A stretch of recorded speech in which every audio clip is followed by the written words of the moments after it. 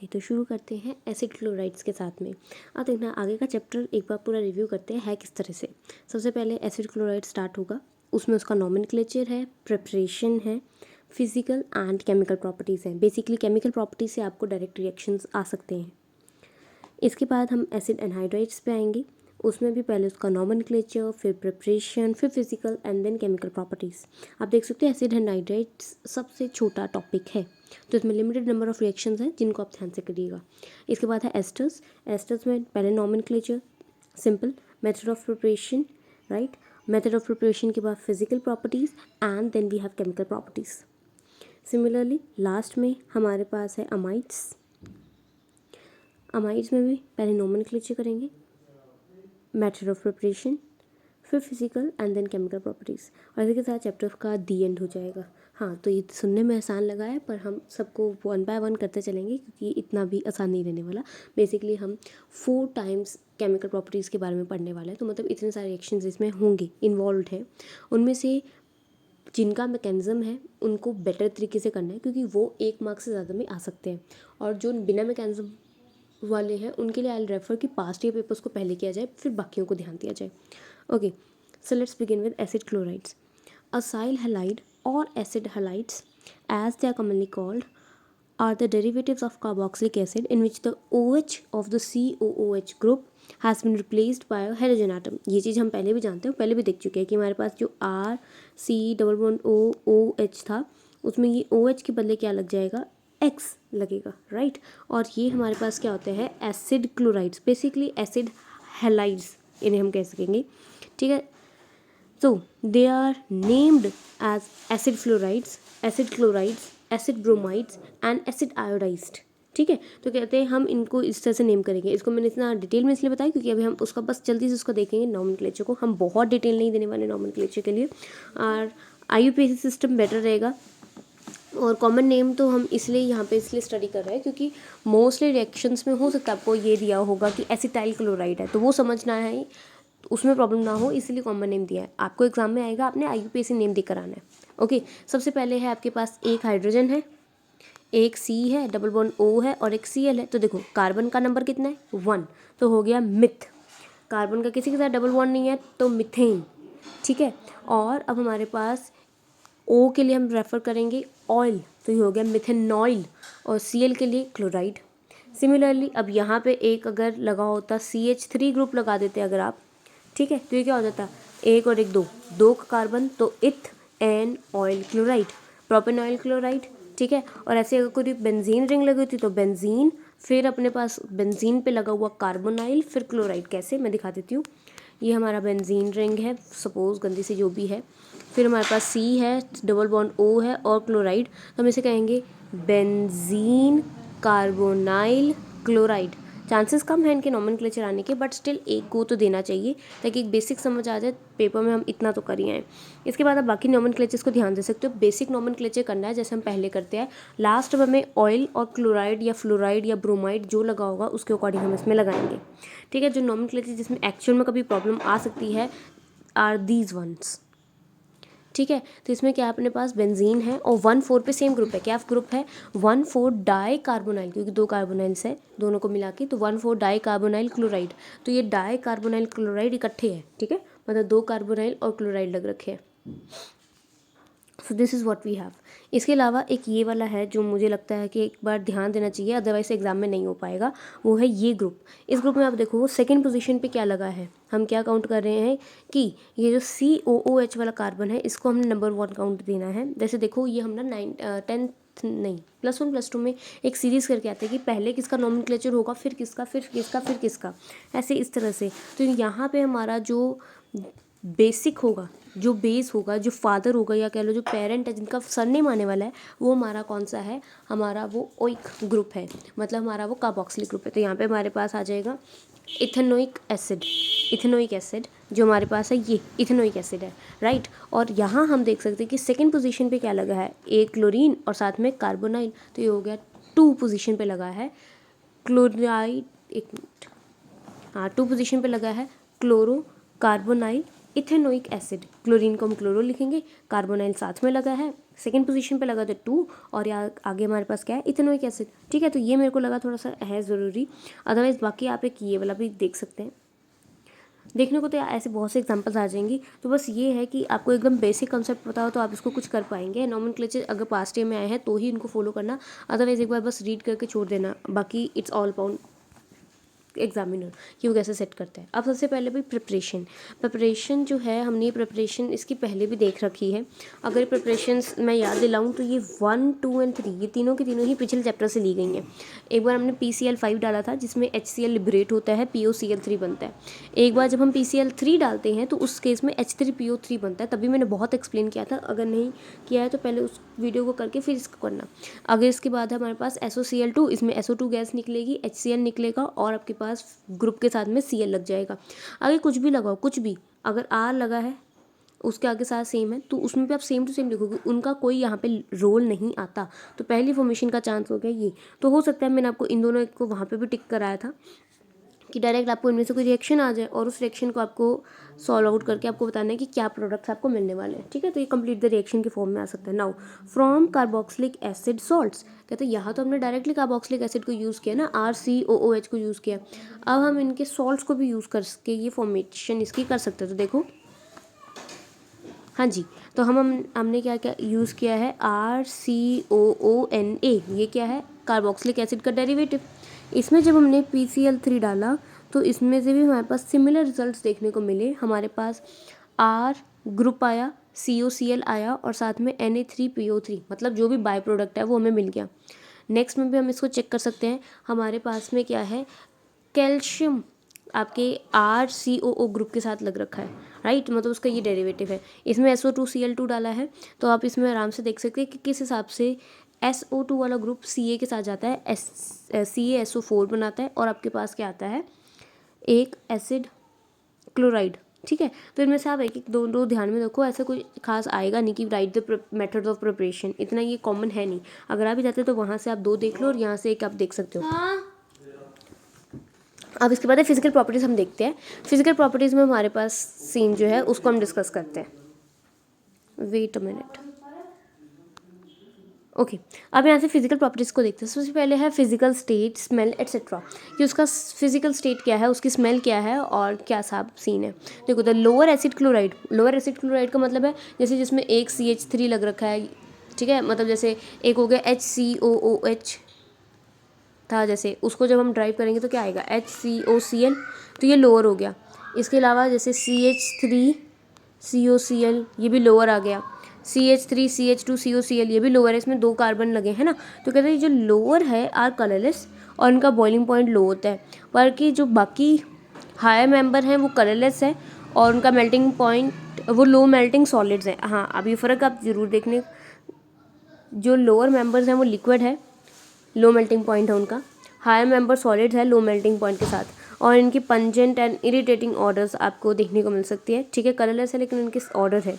ठीक है, they fume in the air due to the formation of hydrochloric acid by hydrolysis. इसके अलावा हम सॉलिबिलिटी को देखते हैं कि ये मोस्टली सभी ऑर्गेनिक सॉल्वेंट्स में क्या है, सॉल्युबल है।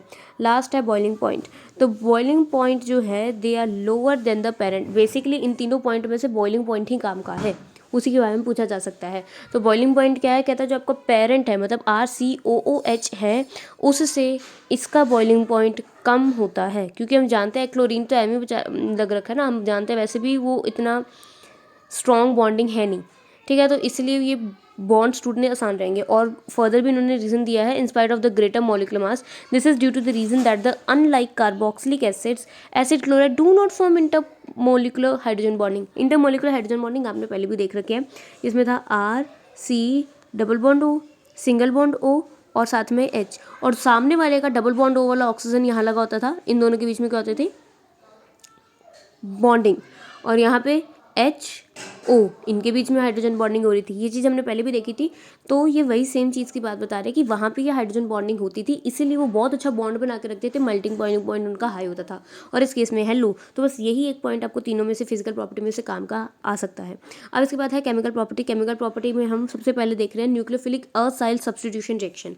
सबसे पहले हाइड्रोलिसिस। हाइड्रोलिसिस में क्या किया, हमने डायरेक्ट वाटर डाला है। वाटर डालने से क्या हुआ, एक H और एक Cl बाहर हो जाएगा एंड आपको क्या मिल जाएगा, वापस से कार्बोक्सिलिक एसिड। तो देखो कार्बोक्सिलिक एसिड में जब आप किसी भी जैसे PCl5 या PCl3 या SOCl2 ये सब डालते हो तो आपको क्या मिलता है, एसिड क्लोराइड। और वही अगर एसिड क्लोराइड में आप वाटर डाल दोगे वापस से तो आपको वापस से कार्बोक्सिलिक एसिड एंड HCl मिल जाएगा। इजी था ये, ठीक है। तो ये हाइड्रोलिसिस के रिएक्शन में वैसे भी ये थोड़ा इजी रहेगा। H को अपने H2O को अपने OH एंड H में तोड़ोगे तो HCl निकल गया और एक OH वहाँ जाके लग गया, that's it. Okay, so let's move on to the next one. अब यहाँ पे इसका मैकेनिज्म है, इतना मुश्किल नहीं है, इसका मैकेनिज्म बहुत ही बेसिक है।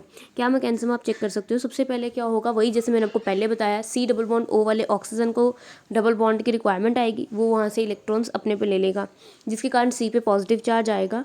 तो हमारा जो वाटर होता है उसकी ऑक्सीजन पे होता है लोन पेयर, मतलब इलेक्ट्रॉन्स, उसके हेल्प से ऑक्सीजन जाके कार्बन डाइऑक्साइड वाले कार्बन पे, मतलब CO वाले कार्बन पे जाके लग जाएगा, कार्बोनाइल कार्बन पे। अब यहाँ पे हम ऑक्सीजन की देख सकते हैं 3 बॉन्ड है और हम जानते हैं ऑक्सीजन 3 बॉन्ड नहीं बनाना चाहता, तो हाइड्रोजन ऑक्सीजन का बॉन्ड टूटेगा एंड हाइड्रोजन वहाँ से एक चला जाएगा, तो वी गेट OH। पर हमने लास्ट में हमें प्रोडक्ट बताया क्या आना चाहिए, कार्बोक्सिलिक एसिड आना चाहिए, that means chlorine also has to go. तो क्लोरीन जाएगा और O जो है C डबल बॉन्ड O है वो वापस से फॉर्म हो जाएगा। ये मैंने पहले के रिएक्शंस में भी बताया, इसलिए मैंने इनको वर्बली कराया। In case you still have a doubt तो डू लेट मी नो। अब इसके बाद है एल्कोहोलिसिस। अब इसमें क्या हम करेंगे, इसमें अल्कोहल डाल देंगे, एकदम बेसिक। और ये चीज़ शायद हमने पहले भी रिएक्शंस में देखी है। यहाँ पे देखो, अब बड़े आराम से देखना, जब ऐसे हमारे पास है RCOCl, इसमें जब हम ROH डालेंगे तो अगेन HCl निकल जाएगा और ये OR जाके इस CO के साथ में लग जाएगा। तो बस यही चीज़ है। तो अल्कोहल डालने से क्या होता है, एस्टरिफिकेशन, एस्टर्स फॉर्म हो जाता है, ठीक है, अल्कोहल्स के डालने से। अभी तक हमने 2 चीज़ें की हैं। पहले हमारी हाइड्रोलिसिस है, हाइड्रोलिसिस में हमने वाटर डाला जिससे एक HCl लिबरेट हुआ और एक कार्बोक्सिलिक एसिड बना। दूसरा, जब हमने अल्कोहल डाल दिया, अल्कोहल डालने से एस्टर बना और हमारा हाइड्रोक्लोरिक एसिड बना, राइट। अब इसका मैकेनिज्म भी आप चेक कर सकते हैं। इसका मैकेनिज्म भी सिमिलर है, जैसे हमने ऊपर किया सेम टू सेम, ऊपर वाला मैकेनिज्म वही मैकेनिज्म है, सेम टू सेम। बस वहाँ पे जहाँ H था उसकी जगह R है, यहाँ पे भी H लिबरेट हो गया, R बचा रह गया, फिर क्लोरीन निकल गया और ऑक्सीजन और कार्बन में डबल बॉन्ड वापस से आ गया। आप देख सकते हो सेम टू सेम। तो पहला यहाँ पे ऐसे आप इसके जो नोट्स बनाओगे उस नोट्स में आप लिख सकते हो कि जैसे आपके पास है एसिड क्लोराइड, उनकी केमिकल प्रॉपर्टी में लिखोगे तो पहली क्या है, हाइड्रोलिसिस, तो वाटर ऐड करने से क्या बनता है, carboxylic acid and HCl। Second number पर आपके पास क्या आया, अगर आप इसमें अल्कोहलिसिस करते हो, मतलब अल्कोहल ऐड करते हो, तो क्या बनता है, एस्टर बनता है एंड HCl। अब हम कर रहे हैं अमोनोलिसिस, अब इसमें हम क्या डालेंगे, अमोनिया, तो उससे क्या बनेगा उसको देखते हैं। सी, तो अब हमने इसमें क्या किया, हमने इसमें अमोनिया डाल दिया। तो हमने एसिड क्लोराइड में जब अमोनिया डाला तो क्या बन गया, एसिडमाइड्स, वही हमारी लास्ट प्रॉपर्टी। तो साथ में हमारे पास क्या है, NH4Cl। अब आप बड़े ध्यान से देखो, हमने थोड़ी देर पहले कोई चीज़ भी की थी, मैं आपको दिखाती हूँ, कन्वर्जन्स। रिमेंबर, एसिड क्लोराइड से हमने कहा था हम एनहाइड्राइड बना सकते हैं, राइट। एसिड क्लोराइड से हमने कहा था हम एस्टर बना सकते हैं। एसिड क्लोराइड से हम अमाइड्स भी बना सकते हैं एंड हम वापस से RCOOH भी बना सकते हैं। अब आप इसमें पूरा एक टेबल अच्छा छोटा सा बना सकते हो और कैसे कैसे होगा आप उसके स्टेप्स भी लिख सकते हो। वाटर डालने से, इसमें जब इस स्टेप में वाटर डालोगे तो क्या बन जाएगा, RCOOH ग्रुप बन जाएगा। वहीं जब आपने इसमें OR डाला तो आपके पास एस्टर्स बन गए। जब आप इसमें NH2 वाला ग्रुप्स डालते हो, उसके रिगार्डिंग ग्रुप डालते हो, तो आपके पास अमाइड्स बन जाता है, ठीक है। तो ये है जो अभी तक हमने 3 पॉइंट्स किए हैं। Let me take you directly to the third point once again. तो आप यहाँ पे चेक कर सकते हो, हमने डायरेक्टली इसमें NH3 डाला है, तो यहाँ पे हमारे पास अमाइड ग्रुप आके लग जाएगा और NH4Cl हमारा लिबरेट हो जाएगा। तो ये हमारा थर्ड हो गया।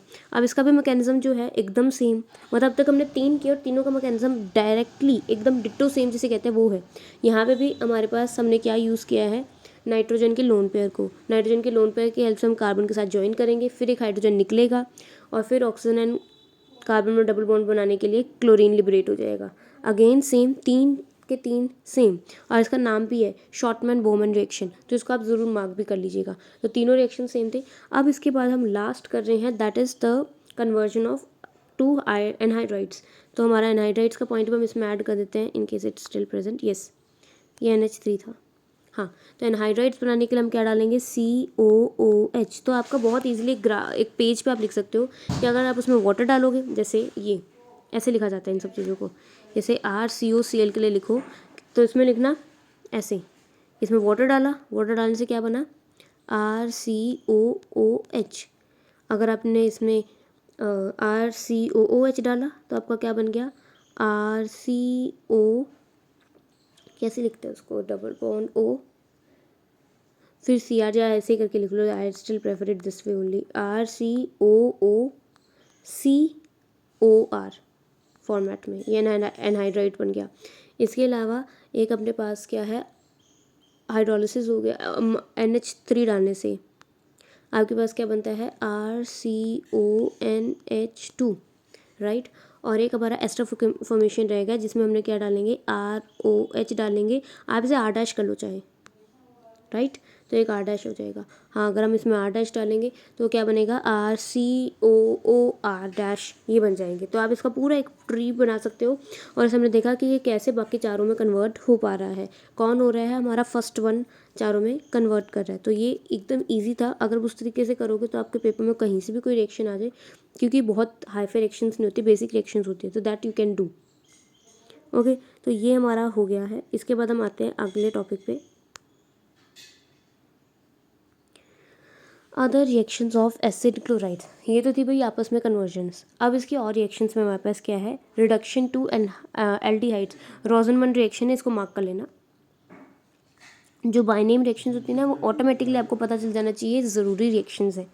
ओके, अब हमारे पास क्या, हम इसकी रिडक्शन करेंगे। अब देखो, रिडक्शन करने के लिए हमने क्या किया, मैंने आपको पहले भी एक चीज़ बताई थी कि हम रिडक्शन करने के लिए हाइड्रोजन या तो डालते हैं या ऑक्सीजन को निकालते हैं। तो हमने क्या किया, इसमें डायरेक्टली हाइड्रोजन को डाला है, कुछ कंडीशंस प्रोवाइड की है कि हमने उसमें पैलेडियम के प्रेजेंस में डाला है या हमने उसमें सल्फर डाला साथ में, ठीक है। और इससे हमारे पास क्या बना है, एल्डिहाइड्स बन गए। क्या बन गया है, एल्डिहाइड। मतलब हमारा ये जो COCl था, इसमें हमारा ये Cl निकल गया और एक H आ गया। H की एडिशन हमारे पास क्या होती है, रिडक्शन। तो देखो, जब हमने उसमें डाला H2 और साथ में कुछ कंडीशंस प्रोवाइड की, तो हमारे पास वो किस में कन्वर्ट हो गया, बेंजल्डिहाइड, मतलब किसी तरीके के एल्डिहाइड्स में कन्वर्ट हो गया। ठीक है, डन। ओके, इसके अलावा वी हैव RCOCl। अगर हम उसमें लिथियम एल्युमिनियम हाइड्राइड डाल देते हैं, ये मैंने कल भी बताया था कि ये क्या होता है, रिड्यूसिंग एजेंट्स। तो ये रिड्यूसिंग एजेंट्स जब इसमें हम ऐड ऑन करेंगे तो क्या होगा, हमारे पास क्या बनेगा, RCH2OH। मतलब रिड्यूसिंग एजेंट ऐड ऑन करने से वो रिड्यूस होकर अल्कोहल में बदल सकता है। तो देखो, जब हम वाटर ऐड करेंगे तो डायरेक्टली वो बेंजल्डिहाइड बनाएगा, लेकिन जब हम उसमें ऐड करेंगे water and lithium aluminium hydride तो वो हमारा अल्कोहल देगा, राइट। तो ये हमारे पास दो चीज़ें हो गई। वैसे भी हमने पानी जब पहले भी डाला था तो पानी डाल से वो इसी फॉर्मेशन में आता है ना। ओके, अब हम नेक्स्ट पे देखते हैं हमारे पास क्या है, reaction with organocadmium compounds. तो ये रिएक्शन तो एकदम ही डायरेक्ट होगी, आपको पता ही होगा कि किसकी बात हो रही है। तो ऑर्गेनो कैडमियम कंपाउंड्स में आप चेक कर सकते हो, हमने डायरेक्टली इसमें RCD वाला डाला है कंपाउंड, तो इसमें CD और क्लोरीन अलग हो जाएगा और आपके पास कीटोन ग्रुप्स बनेंगे। नेक्स्ट, हम हमारे पास ये सिमिलर रिएक्शन आप देख सकते हो कि हमारे पास ये वाला रिएक्शन एग्जाम में आता है। This is the Gillman reagent and if I am not wrong तो ये हमारे एग्जाम्स के टाइम पे भी आया था। अब देखो हमारे पास क्या है, RC≡OCl, साथ में है R-2, मतलब 2 लगा है ये, Cu लिथियम। अब हमारे पास में इससे हम रिएक्शन को देखते हैं। देखो, रिएक्शन बहुत आसान है, यहाँ से क्लोरीन हटेगा एंड R- उसके बदले लगेगा, फिर एक R-Cu एंड एक लिथियम क्लोराइड। ओके, तो इट्स नॉट डिफ़िकल्ट। अगर हम इसको बेसिक पूरा ध्यान दें तो इसमें कुछ खास मुश्किल है नहीं। यहाँ पे 2 R थे जिनमें से एक R Cu के साथ ही रहेगा, एक R आपका क्लोरीन के बदले लग जाएगा और लिथियम क्लोराइड साथ में हो जाएगा, ठीक है। तो ये जो रिएक्शंस हैं इनमें बहुत कुछ समझाने लायक है नहीं। हाँ, इनका मैकेनिज्म भी बन सकता है लेकिन एग्जाम्स में पूछा नहीं जाता, तभी बुक्स में मेंशन भी नहीं है। अदरवाइज़ इनका मैकेनिज्म ईजी रह जाएगा। मतलब आपको जैसे ये R2Cu लिथियम है, आपने इसमें दिखाना है कि जैसे ये नेगेटिवली चार्ज्ड है, ये पॉजिटिवली चार्ज्ड है, तो किस तरह से यहाँ का RC≡OCl में ये पॉजिटिव और ये नेगेटिव होता है ना, तो कैसे ये इसको अप्रोच कर पाता है। ये भी R2 में से एक R अपना जो है वो जाके इधर अप्रोच करता है, ठीक है। तो अगर हम उसको लिखेंगे तो 2 से 4 स्टेप्स का हम रिएक्शन आराम से 1-1 करके बनाएंगे तो बन जाता है, बट ये एग्जाम्स में आता नहीं है, डायरेक्टली सिर्फ इतना आएगा, ये 1 मार्क्स में आएगा, तो उसके अकॉर्डिंग हम इसको प्रिपेयर कर लेते हैं। नेक्स्ट हमारे पास क्या है, एसिड क्लोराइड। अब एसिड क्लोराइड्स को आप ध्यान से देखो, हमारे पास क्या है, RCOCl, राइट। अब हम इसमें जब इसका रिएक्शन विद ग्रिग्नार्ड रिएजेंट, देखो जब हम इसमें ग्रिग्नार्ड रिएजेंट डालेंगे तो ग्रिग्नार्ड रिएजेंट क्या करता है, देखो ग्रिग्नार्ड रिएजेंट में आपको बता भी देती हूँ क्या होता है। बीच में हमारे पास मैग्नीशियम होता है, यहाँ हमारे पास एक हैलोजन होता है और यहाँ हमारे पास एक R ग्रुप होता है, ठीक है। तो जब हम इसका रिएक्शन ग्रिग्नार्ड रिएजेंट के साथ करते हैं तो ये R हमारे कार्बोक्स एसिड क्लोराइड वाले ग्रुप के साथ लग जाता है, बल्कि ये जो MgX है इसके साथ आपका क्लोरीन बाहर निकल आता है, ठीक, डन, ये यहाँ हो गया।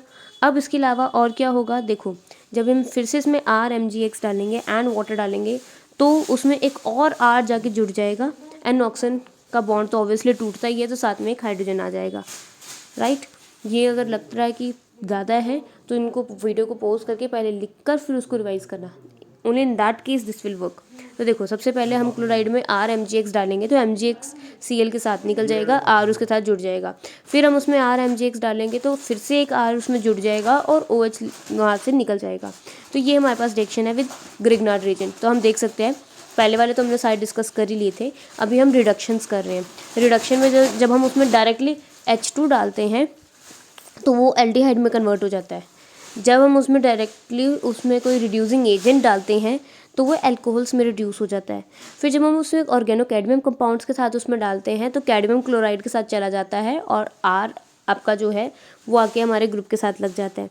फिर हमने देखा कि अगर हम उसमें R2CuLi वाला ग्रुप, जिसे हम लिथियम डाई अल्काइल क्यूपरेट कहते हैं, ये इंपॉर्टेंट है, इसको अभी फिर भी मैं बता रही हूँ, इसको मार्क कर लो, ठीक है। तो जब उसको डालते हैं ड्राई THF के प्रेजेंस में, इतना दिया हुआ होगा आपको पेपर में, तो उससे आपके पास क्या बनता है, कीटोन बनता है, RCU बन जाता है एंड लिथियम क्लोराइड बन जाता है। अब एसिड क्लोराइड में अगर हम ग्रिग्नार्ड रिएजेंट डालते हैं तो पहले कीटोन बनता है, एक और ग्रिग्नार्ड रिएजेंट डालने पे क्या बनेगा, अल्कोहल बनेगा, ठीक है।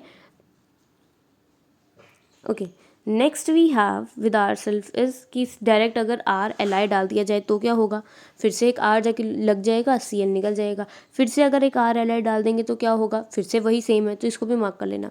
नेक्स्ट हमारे पास आता है फ्रीडर क्राफ्ट एसाइलेशन रिएक्शन। देखो फ्रीडर क्राफ्ट एसाइलेशन रिएक्शन ये सब 1-1 मार्क्स वाले रिएक्शंस का पार्ट में ही होगा। हमारे पास क्या है, बेंजीन है और एसिड क्लोराइड है।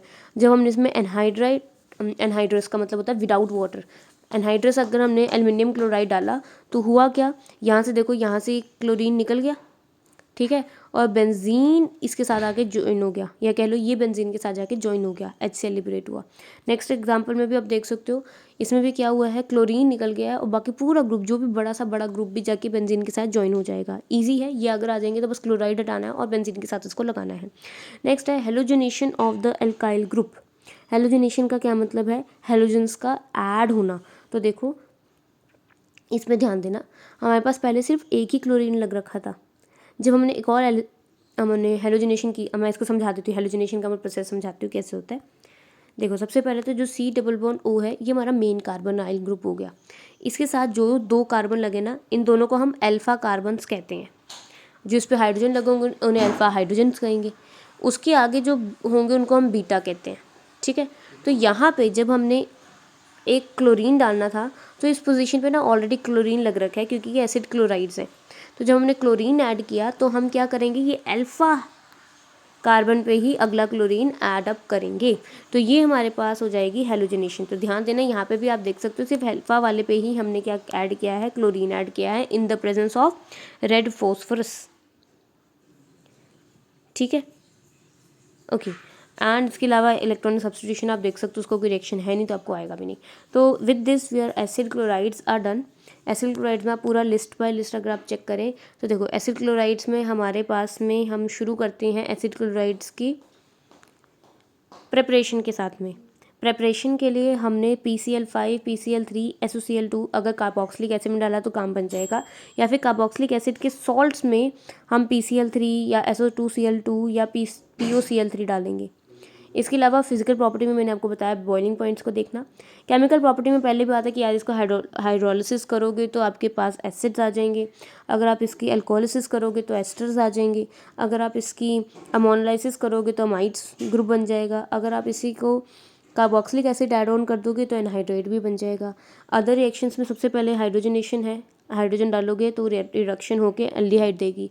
अगर आप उसमें रिड्यूसिंग एजेंट डाल देते जैसे लिथियम एल्युमिनियम वाला तो आपके पास अल्कोहल बनेगा, ठीक है।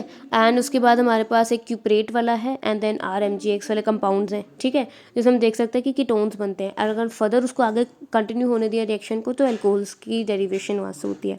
Friedel Crafts reactions are very easy, chlorine हटा के बेंजीन ग्रुप लगाएंगे। हेलोजनेशन में हमारा हेलोजन ऐड होगा अल्फा ग्रुप में।